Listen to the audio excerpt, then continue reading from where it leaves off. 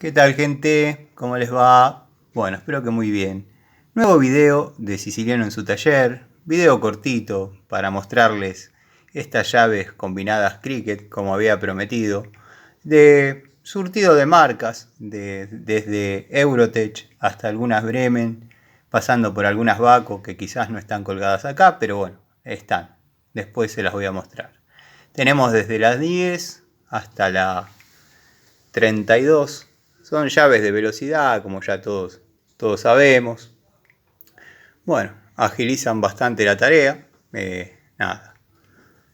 Una linda opción al momento de querer trabajar rápido y sin hacer fuerza. Tenemos también el elenco corto de iguales características.